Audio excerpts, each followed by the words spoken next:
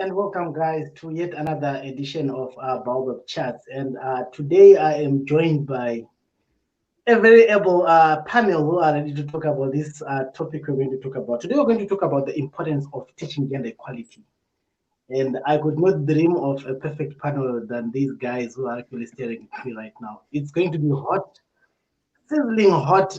We just tried to have a few jabs just here and there before we went live, and it's really promising to be one of those issues. Gender equality is something that has been thrown in the basket of modern day conversations, and unfortunately, it doesn't get the momentum that we hope it gets. And today, we just want to talk about just starting from the basics, the real deal, the real importance of talking about gender equality. I'm going to allow my panel to introduce themselves, starting from Herbert. Just tell us where you are and what you're going to be doing today. So, hi guys, my name is Herbert, and I'm currently in Italy. And I've traveled quite a lot. And when it comes to gender-based teaching gender equality and gender equality, I've seen it differently from different cultures and from different people, and how it's applied and how it actually is benefiting other cultures and how they are doing it. And today, hopefully, we're going to probably try to relate to our own African context and see how this interesting topic can actually be implied or applied in our own day-to-day conversations or day-to-day living, and see whether it actually suits us or maybe it doesn't. Maybe is it really correct or maybe it's not. I mean, it's a conversation. Yes, over to you, Nazli. Good evening to everybody. My name is Nazli, and I am currently serving as a member of parliament, and I sit on the portfolio of women, youth, and persons with disabilities. I'm looking very forward to having this discussion. I'm here to advocate for why it's important to teach gender equality from a small age. It's a fact that hate is not, you're not born with hate. It's taught. It's society teaches it. And I'm looking forward to engaging with the panelists and hoping for some fire debate.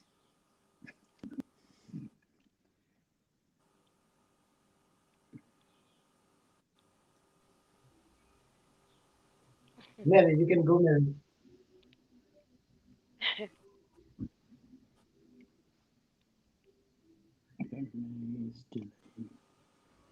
All right, I think Mary is getting, excuse me, I think Mary is having a challenge with the network here.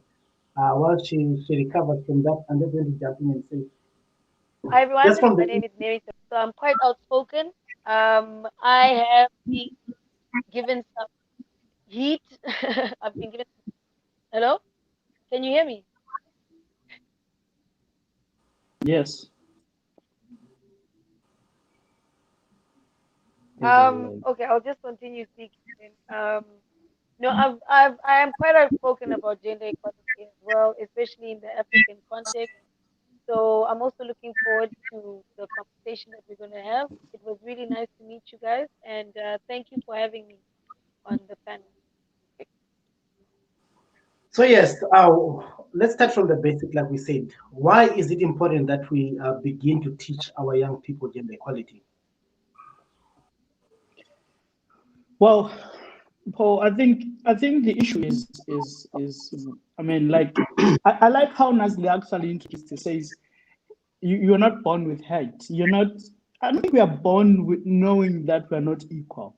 I think we are all born actually knowing that, not knowing probably anything, but the inequality is kind of instilled or taught, or you learn from how people are doing things or what's going on with whatever based on your society. And so I think from my perspective, I really feel that gender equality is a very important aspect that needs to be taught at a very young age, or that needs to be actually exercised more than being taught in the family. Because I think children, as they grow, they learn more in what we do than what we are trying to teach them. So as long as we as adults act like this, and then say something, act more on quality of saying that we are equal and we want to portray this image. That's the only way that we can teach the young ones. And because we cannot say this and say act on an opposite direction. So this doesn't work. But now this is where the challenge comes into Paul. Because now we have a situation where we had the old folks that are still not adhering to the past, but they're trying to portray or to teach the young ones about this. This doesn't work at all, as far as I'm concerned, because I'm looking at what you're doing, guy, and this doesn't really relate to what you are teaching me. I think this is where the problem is, as far as I'm concerned. Paul, can I jump in there? Yeah, feel free. Go for it. So I agree with Herbert. I think that oftentimes what we teach children versus what they see happening in reality is oftentimes two different things. So, for example, you as a family can say, no, we believe in gender equality, and then tell your son, boys don't wash dishes or boys don't set up the table, but then expect the girl child to be able to be cooking in the kitchen, washing the dishes, but yet you're teaching gender equality. I think gender equality is something that stems from everyday practices in our lives. So what are some of the practical steps we can do to start teaching gender equality in our households? Well, one of the things is when you speak about men and women, you speak about them as human beings. You don't speak about them based on their gender or on their sex or how they identify themselves as, but you treat them as human beings. The second one is being able to openly speak about things to your parents or to those close to you in your family, because oftentimes, Paul, and perhaps I want to play a little bit of devil's advocate here. Oftentimes we look at patriarchy as only affecting the girl child, but we don't take into consideration how patriarchy affects the boy child. So, for example, boys are told, boys don't cry. Boys don't show emotion.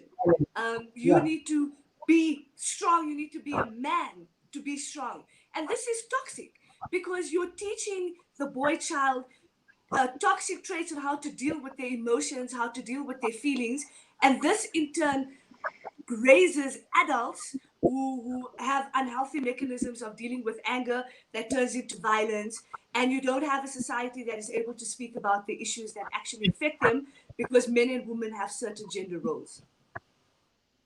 Well, here's my challenge with what we're going to deal with today, and you find that most of these gender inequalities or these gender biases that we deal with, as we're going to go into that later into the show, emanate from our cultures, the way things have been done in the. There's obvious here and there where you can pick up and say, okay, this is wrong, but this was beneficial in this way. This is what made us who we are as a society. We cannot obviously look back and blame everything that was wrong in our past. There has to be positives we take out from the things that we've done in the past, our cultural ways. How do we navigate from a cultural perspective? Because right now, especially here in Africa, Africa is a very cultural continent, if I can put it that way. And when you begin to speak on gender equality, as we are doing right now, I can promise you your money back. There are people who are already switched off mentally because they are thinking we are just going to come and crush every cultural belief that they have. So in essence, we are coming in as a cultural block or as a cultural crusher. Well, in this part, okay, I need to go back a little bit, like what you just said right now. But let's look at it from beginning. I'll take it from the fact that men and women are all equal on all aspects in everything that we do. But let's take it a little bit back. Before there was hunting and gathering, you need to be a farmer, you need to be more or less in an African context. You need to be the one providing. This was more or less what was happening. But how now the society works is a little bit different from what we were doing before. And we are trying to move more into the Western culture. The problem comes in when we cherry pick what we want and what we do not want. But the problem is, I am a scientist. The problem is when we are playing with variables, let's play with them so that we remain balanced. But if you don't play with variables, and then you remove this and say, yeah, we need to be balanced and we should be the same and do this and that, Okay, I totally agree. But we also need to address other negative impacts of removing this aspect that you remove, right? For example, I'll take the one that people always talk about and always complain about. I'm one of them. When you talk about lobola, aurora, or worry that you need to pay, right? We are all equal. We agree. So why do I need to pay? Take it there, but because No, wait, we are not going. We are not going there. But I'm giving you a very good example that where we cherry pick things, we are cherry picking it. And they still want to maintain this part. Why do you want to maintain this part?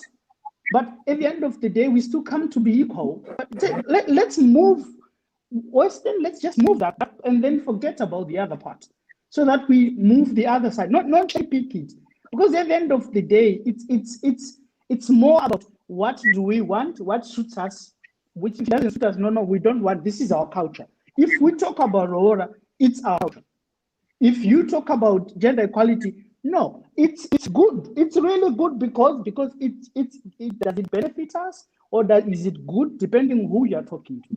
This is how I. So what you're saying is that we are cherry picking the things that we feel comfortable with, and this is not balancing it. It's not balancing it. As far as I'm concerned, yes. Paul. For me, at the end of the day, it's about choice, right? So everybody should be able to make free choices based on the type of life that they want to live. So and I'm a liberal. So that's my core ideology, is that as long as we live in a society that gives men and women the ability to make free choice with keeping them safe, I don't think there's anything wrong with that. And Herbert makes a good point. We're in 2020 now. So if young people, graduates, professionals want to cherry pick what they want to take from their culture or don't want to take from their culture, they should be able to do that. We can't be the ones to say you have to take the whole culture. You have to take the whole culture, Paul, or leave it. Or leave it. No, Herbert, you can't say that. It's an individual's choice to decide what he or she wants to believe in versus what they don't. So, for example, right, people won't want to speak about gender equality because it doesn't benefit them. Okay? Because now the boss needs to pay the man and the woman the same amount of money. Right? Now what has to happen is boys and girls get looked at equally. So oftentimes these don't benefit a big part of society, which is men. And this is the reality. Yes, I agree with you. Okay. I need to jump in there. I agree with you, Nasli. On that part, yes, I agree. Before you go in, because I want to say, and I'm saying with caution, I want to believe men are not the big part of society. Women are. And I think if women can come together, understanding that demographically, they're actually the big part of society, they can have a lot done. Yeah, you can go ahead. Oh, absolutely. And I think that's why the power is taken away, because if women had to stand together, we would change this world. That's what we would do. And so that's why the society, the system of patriarchy continues to keep us oppressed. Yeah, well, that hypothesis of changing the world, yes, the hypothesis, it's still yet to be proven. But, still it's a conversation. But the thing is, okay, Paul, I want to say something, right? As far as I'm concerned, I think even in our society, I think they are trying, with respect of making payments to across men and women together. I mean, I think most companies, be it in Africa, as far as I know, most of that I know of, the salaries plus or minus are the same, but there is a greater part. Still work needs to be done for other companies that do not adhere to this, right? So let's say we come to this part. Now I want to go back to the culture part. We come to this perspective of saying that we are all equal and we are all doing the wonderful, great job that we are doing. That in this part to say everybody is getting the same salary, but in some form of a cultural perspective, you start realizing that they still have this mentality about men being able to provide to the other one. But how do I provide, or do I get more than the other one? But where does this come from? If we are all going to get the same salary, Sorry, I have slow you down a little bit there. If we were going to have an ad break, I would have actually said we'll be right back after this ad break. But yet, but I just want to just say that if you're just tuning in right now, we are live here on Baobab Chats, and the topic we're talking about is the importance of teaching gender equality. I want you to have your views aired. If you have an opinion on what we're talking about today, just send in through the comments. Want to engage your questions directly. I want to take it down a little bit, guys, and say, because right now we have broadened this playing field. Can we tone it down to the home? Before you go there, can I say something? Yeah, just before you go in there, I want us to directly. There is Wiseman. Wiseman has a very interesting question there. He's a wise man. I like this guy. I'll go with Wiseman. Wiseman is saying, can we actually have gender equality at the same time and remain culturally relevant in Africa? Exactly. Let me on. There you go. Yeah. Can we actually have gender equality and all the same time remain culturally relevant in Africa? Yeah. I think we can. And while we're addressing that, can we turn it down to the homestead, to the home, into the house with 3 kids or 5 kids and your uncles and aunties? Mm-hmm. Well, Nazli, what's your question, Paul? I wanted us to address what Wiseman says here, that can we still be relevant as Africans if we move away from the core values that make us African when we talk of gender equality? Absolutely. I mean, I would argue that the core value of culture is not that men and women are not equal. In fact, there are many cultures in Africa where women have powerful positions and they have a seat at the table. And oftentimes they are the decision makers. In African cultures, I mean, I'm part Mozambican, I'm part South African.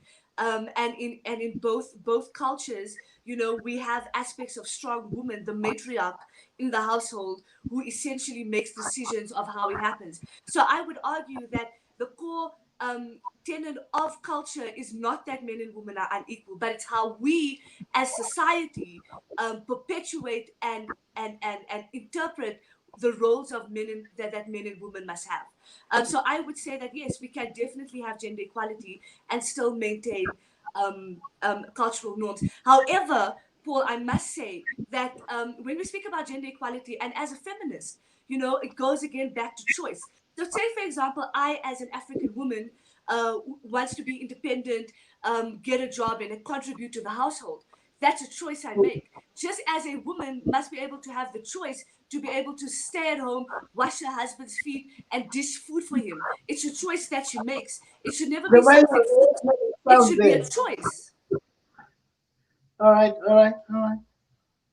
Well, I don't know. I mean, yes, I mean, I agree to the part where we have to be liberal, but I think that cannot coexist when we actually talk about gender equality and African culture still relevant. I mean, we're talking about, because in the African context, men literally, as far as I know, the culture that I know, men are always, I heard, like above, the husband is always above the wife. I mean, this is, and I would say this in this context in the same way that I would say polygamy was not for women to have many men. It was for men to have many women. It was okay that way. But now, if we say gender equality, then everybody can have this. Women can also have as many men as they can. Why not? Why not, Herbert? That's what my point is.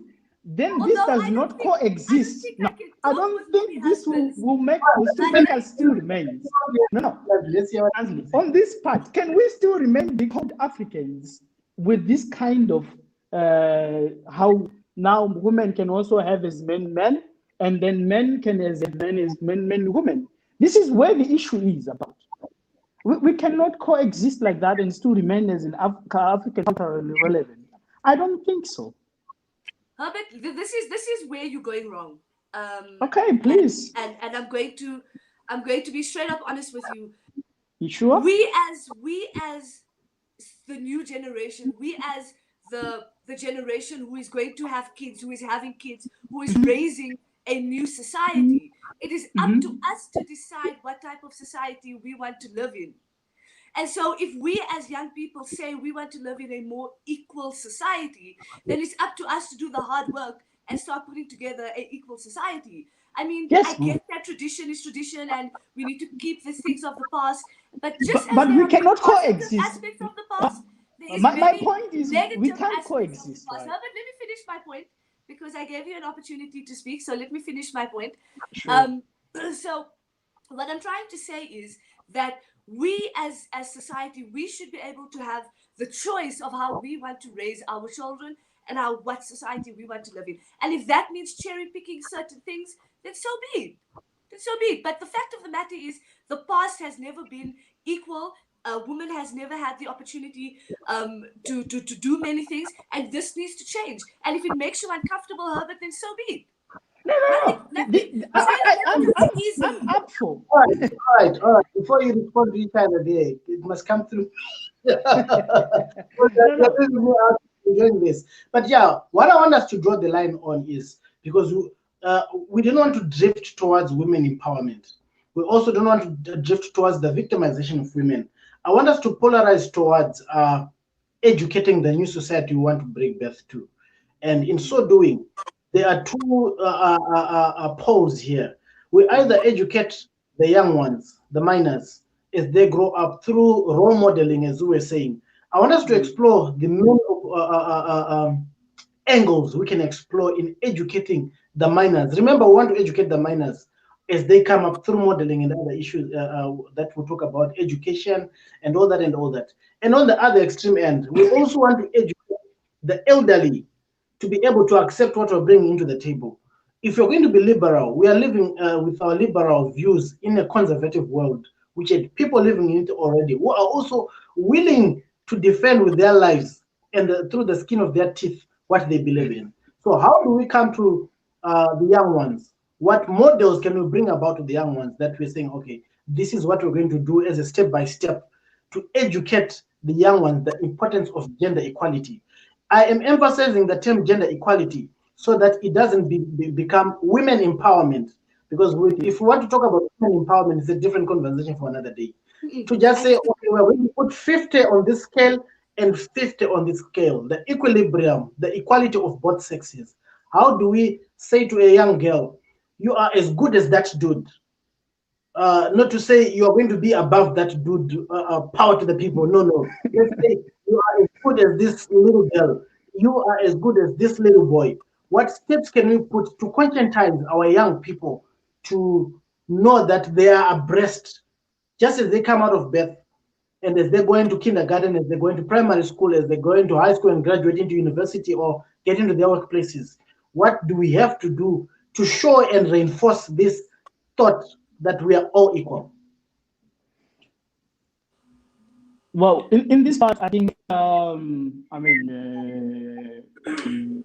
think we touched a little bit when we started, like you said, that it's more about us acting this way, which probably is one of the most difficult parts right now. But as far as I'm concerned, I think, let's say I have a baby today or I have kids today. What I would actually try to teach them is to say, because for me, if we say we're equal, either I've got two sons or I've got a son and a daughter, all of them are the same, right? And then I tell the elder one that you are just the same. The only difference is that you're on earth earlier than the other. Okay. But to a certain extent, this gives you an advantage. But this is more of masculinity, or it's actually you're going to be probably stronger. But you need to protect the other one with your strength. But at any given time, in everything else, do not use anything that be masculinity or whatever to take advantage of the other, because all of you are equal. So the other one, either being it a daughter or another son, they still have to maintain this thing that when they look at the other person, it's like they're looking at them as a mirror reflection. Before we start talking about sex or anything, you just respect them. They have got the same 50% chance of whatever that you want, whatever that you also desire. It's more or less the same. But this is where the problem is. We say these things, we act literally the opposite. But if it is wrong for me, I would be telling them this, that everybody else is equal. But there are some things that, based on how we are born, built up. There are some things that you cannot do. Men, I mean, for sure, male cannot probably have kids in their belly. This cannot happen. So there are things that we know by our nature, if this is true. So, for example, I can tell you that men are more masculine or they are more stronger than women. But this does not mean that you have to take advantage of the other. But also go and tell the other one who is a little bit not that strong that, yes, you are all equal. But at any given time, if you decide to challenge this other guy because he's stronger, challenge him in a space where you can run away if he gets angry because he can beat you. The law can come afterward, but you'd have been beaten. So at any given time, as much as we protect the other one, you also need to make them to be clever. There is this kind of balance. And as well as there is the balance, we also need to be a little bit clever that, yes, you are equal, but he can be angry. It's just like a country. Right, if I'm hearing you right here, yes. Are you saying to us that the word equality is just a theoretical concept in this whole conversation here? It's something that we need in the perfect world. But with the reality, the thing is, it's very difficult to implement. We can teach it in words, right? It's just like, as far as I'm concerned, it's like these big organizations that are there for peace, but there is war everywhere. Every president of we are for peace, and I mean, there's always the same concept, same conversation, but what's really happening on the ground is totally different. You know, that's all that I'm saying. People preach peace, but they're not really doing the same thing. We preach about the same quality, and I really love this. I really love the quality part, but it's not being implemented. We preach about it, we don't do it. All right. But I don't know for you, Paul, but maybe you have experienced this way it's actually equal. I think there's this aspect of how an individual is raised. I actually read a very fascinating quote on two guys. Both were born almost the same age, and their father was an alcoholic.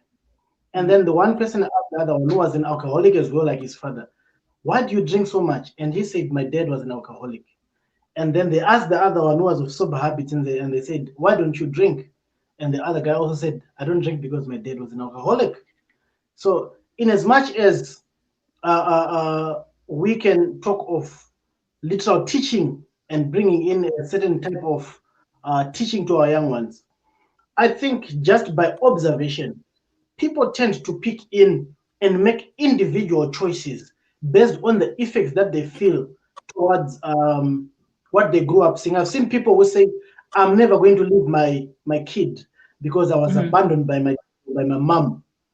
And there are the people who are actually doing the same thing that was done to them as a vicious cycle. So at the end of the day, we cannot just leave it to chance to say that people should model. I think I wanted to throw this to Nazli, because I think from a state perspective, from a government perspective, from an institutional perspective, there has to be a way. While I was preparing myself for this show today, I bumped into an article that was talking about math literacy and women, the girl child, and how teachers were approaching it. I think it was in China, and unfortunately, one of our panelists was coming from China, couldn't make it today. I wanted to also get into that, where they were saying that the literacy rate when it came to mathematics was low because subliminally they thought challenging subjects were meant for guys. And traditionally, the setup at home would actually make sense, because when the girl child goes back home, she has to do domestic work, while the guy has got free time on his hands to go and do his revision work and all that and all that.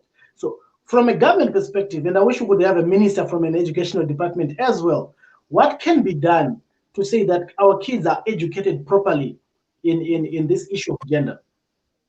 So I must agree with Troy, who commented that teaching gender equality starts at home.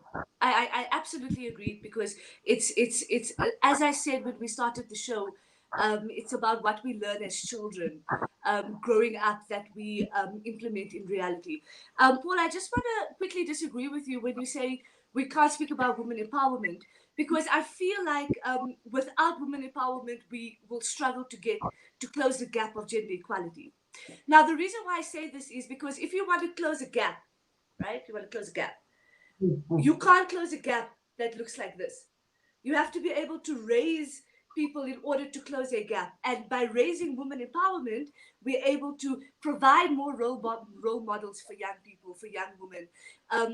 Provide better governance. The more women that are in government positions and in power making positions have the ability to, start looking at gender equality policies, looking at gender equality legislature, and also importantly, looking at what we teach in school. So that's the segue into your question that you asked me, Paul.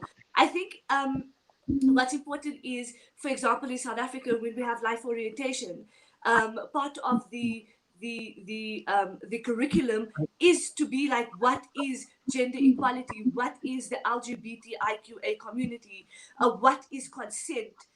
What does consent mean, and how does consent work? And I think these are important values that we need to start teaching from a very early age to ensure that the boy child and the girl child know that they are equal, know that they will have the same opportunities as their peers to be able to become a doctor, to be able to become a scientist, to be able to become an astronaut.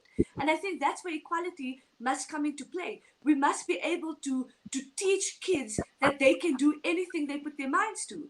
But most importantly, that they will be given the same opportunities. And oftentimes, that's where the gap extends. Just as you were speaking about literacy rates, when we were speaking about same pay, women have extra responsibilities that they have to take on in the household.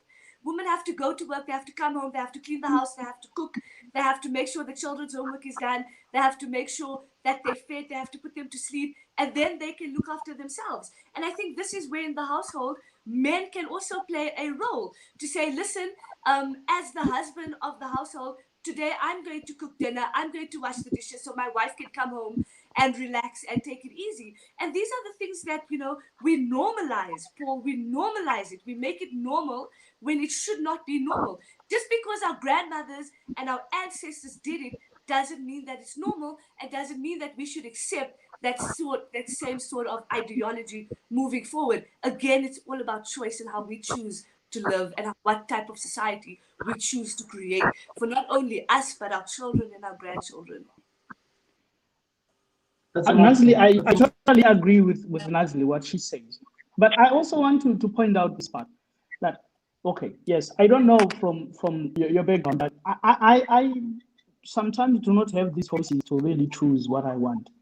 I don't think I will be in a position to just go like, I want to get married today and say I don't want to pay lobola. Because literally myself, to be very honest, I don't think I should, because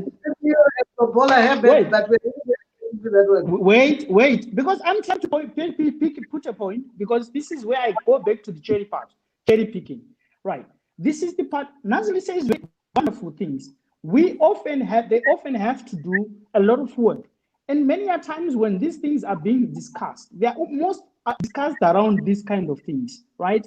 When like, let's say for example, Paul, when you went to go to pay or to get married to your wife, you had this to say, oh, you have to go pay, and then they say, oh, because she's going to do this and that and that and that. These are things that are being changed, and someone is supposed to be actually to pay, right? No, she's going to look after you and to do what? But this has a direct impact in the house now. Now she wants to do her career, she wants to do this and that. How do we then balance this? Because I was told that why I was paying, because she was supposed to take care of me. Now I need to understand why this has to be happening, right? But my point is to say, that's where I'm saying, like, if we all have to go westernized, let's just go westernized. And there's like, everybody is equal. There's nothing to be paid. Everybody is supposed to be equal. You come back home, we do the dishes, we do everything together, we help each other together. In this respect, I am with Masculinity. But sometimes we don't have this choice. How do we implement this choice when we don't have this choice? This is where probably the question is. Well, seeing as though we talk about traditional reinforcements, I would like to throw a conversation on virginity and menstruation that is often reinforced by tradition or culture, with the myth that a woman must be pure in order to get married as a virgin, and the men will tear the skin, which is a complete myth. It's a complete myth. The vagina never actually changes when you have sex for the first time. But this is something that is culturally entrenched in our society to be sexuality for a woman is taboo. Men are a sexual being, Exactly. therefore they're more sexual, blah blah blah blah blah. But there is no real evidence that this happens. Evidence. And when we speak about menstruation, it's an important topic for boys too, because boys need to learn about how everybody's bodies work, and learn that it's not something dirty, it's not something that can't be touched, it's not something that we can't even have a conversation about. And oftentimes you find that fathers in the household will be too embarrassed to go and buy sanitary products at the shops, and this again perpetuates the inequality I'm that so we see in sorry, our I'm so sorry, household. Nancy, because I'm actually talking right now because I have a guy a good friend of mine who was saying, bruh, I went into labor and I saw things happening there, and I will never go in there again. So it's some of these things that you're talking about right now. But we're not really prepared on the goodness of exploring and getting educated well on these aspects of our sexuality. And then now that you say this, it actually comes into what I wanted to ask Ness. Not actually ask, but bring onto the table. There is this line that has to be drawn between educating our young on gender equality and just exposing them to sexism. And where do we draw that line? Because at the same time, you will find that I've got friends from the Muslim world. I've got Muslim friends from the Islam world. I also have got friends from the Christian world. And I've been with guys who are just traditional cultural African guys who come from their own backgrounds on the cultural side of culture. And there's always this one thing that they value the importance of the air of miasma that surrounds sexuality is something that you explore and walk into as you adult. Now, what we are saying now is let's put everything bare on the floor. Aren't there any consequences to our young ones when you overly expose them into these teachings? Is it safe, really safe, if you bring out the curriculum, life orientation, as you are saying, and talk about menstruation, talk about virginity, talk about circumcision? Or should we allow them to grow into these things and self-discover? Self-discovery is not working for. Okay. Self-discovery has been the order of the day, and it's obviously not working. And that's why it's important that we stop speaking about these things as if it's something that is, out there, something that is not attainable, something that is gross. Oh no, we can't speak about menstruation. Oh no, we can't speak about what it means and what virginity means in a cultural or society aspect. And that's what's wrong. We need to take away the taboo of having certain conversations. We should be able to have many different conversations and give different ideas. Therefore, we'll be able to come up with different solutions. So I think having a curriculum at school is important. Teaching these things to your kids is important, and especially when you talk about sex to your kids. Of course, I understand that you don't want to sexualize them too early and put them at risk. But wouldn't you rather be able to have a open relationship with your child, where your child can come and speak to you about anything without fear, so you know what's happening in their life? I'll give you an example of myself, Paul. I was raised in a single household, in a single parent household.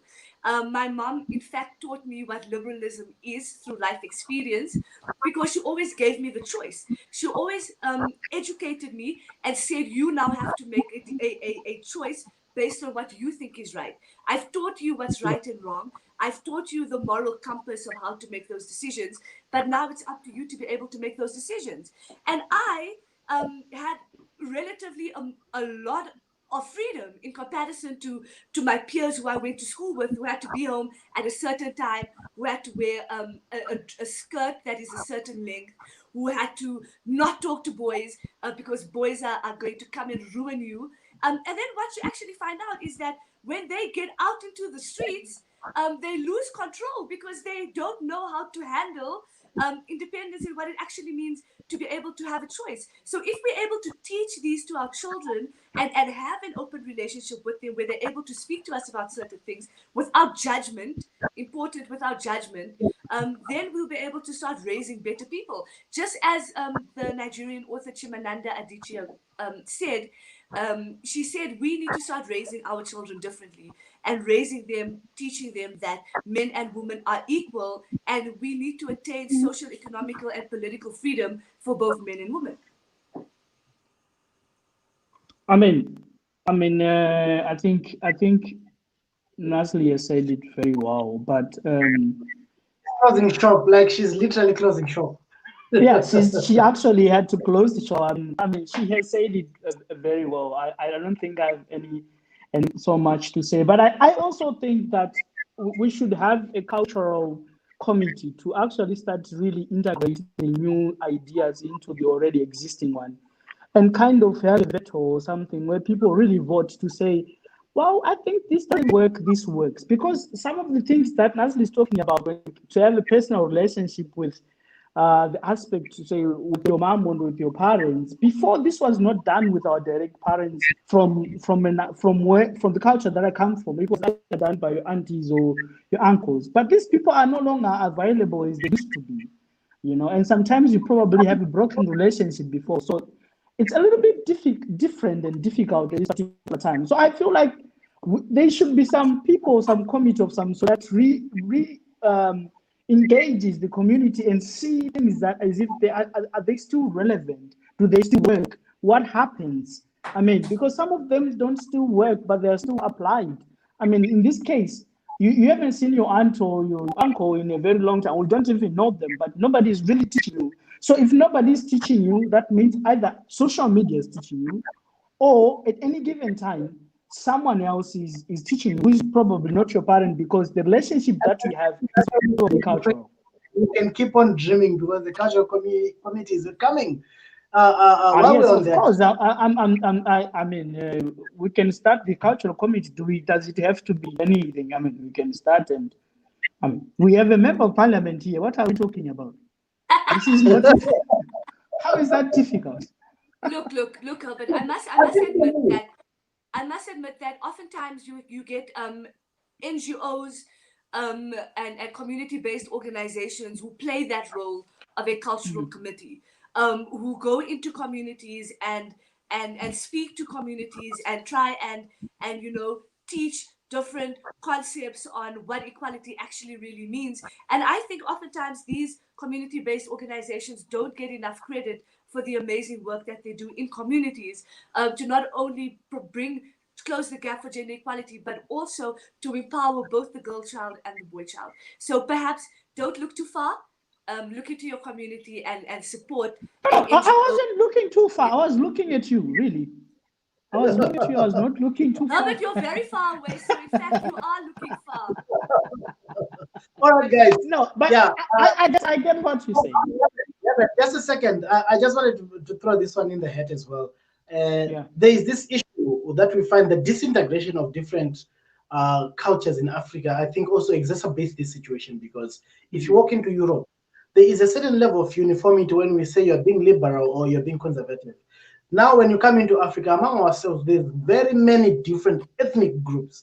And for some, there are dire consequences of breaking certain cultural laws. I'll take you just up north Africa. There's the Sharia law. And if you break it, some of the things are actually punishable by death. So it's so much easier when we're sitting in the comfort of our homes here to say, okay, you can believe people have died trying to do this. But at the same time, we cannot say we cannot challenge this status quo. I think what we're doing right now here at Bob Chats is just challenging the status quo, that they can be better. While we're still maintaining they can be better, we also don't need to throw the old system completely under the bus, because now we lose our center of balance. We are who we are because of those who are before us. In a way, in as much as they have got their bitternesses with how things were done, either from both sexes, there has to be certain things we have to reinforce. Someone was talking to me recently about toxic masculinity, and they were saying that would I sit back and give my wife a gun and ask her to go to war for me? if war breaks out. And these are some of the things that we have to accept today. That when it comes, I wanted to take this out of the home into the workplace. I would not be comfortable personally, and I'm speaking in a personal capacity here, to have my wife drive a big truck, haulage truck, across Africa, coming back home once in a month, and sing the and give us money, and then goes off and goes again and comes back after the other month. But I think our communities have accepted us men to be able to do those things. While I would not be comfortable seeing a woman trying to unclog a drainage pipe, getting all dirty and nasty and pulling all those plumbing stuff. I feel like I have to have a helping hand and just coming and say, okay, can I help you pull this out? And that's what our people are calling toxic masculinity. Paul, you're making my Nazli blood, is eh? about my to die. temperature is rising here, Paul. You're problematic. You're speaking problematic things, Paul. First and foremost, if your wife, Paul's wife, if you can hear me, if you want to drive a truck all across Africa, girl, go and get that truck and drive it all across Africa. I need to If drink you to them. want to go and fix a drain, get the tools that you need to do, put on an overall, girl, go and clean that drain. This is the problem. The problem is that we as society dictate what the role of a woman is, what the role of a man is, and we've normalized it. Paul, what you're speaking about is the normalizing of unnormal behavior. Let me tell you something. There are so many single women in this world, single mothers, who will do a job not because she's a man or because she's a woman, but because she needs to feed her child.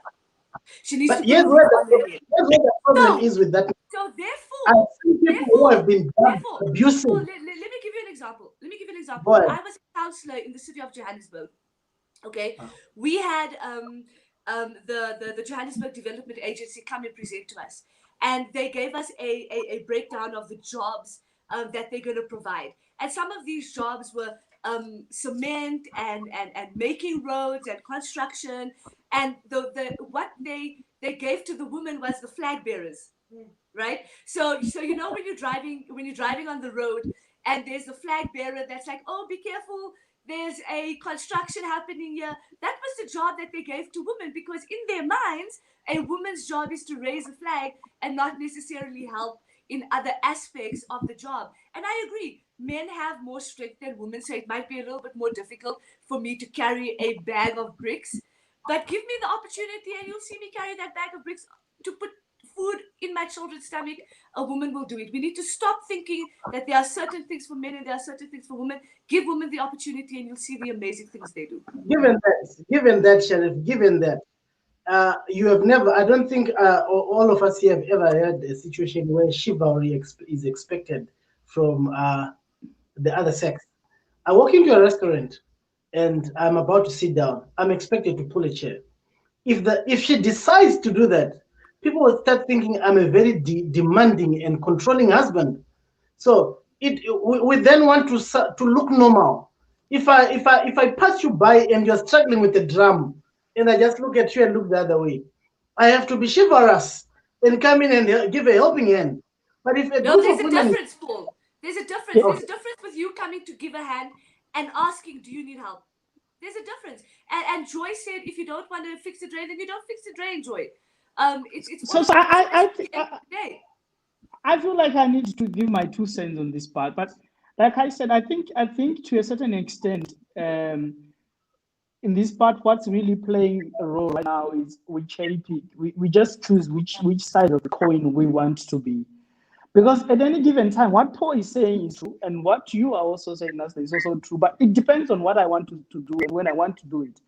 Because you can actually be at work. I also work female colleagues, and then we are supposed to be manhandling some big machines and to put them in the racks.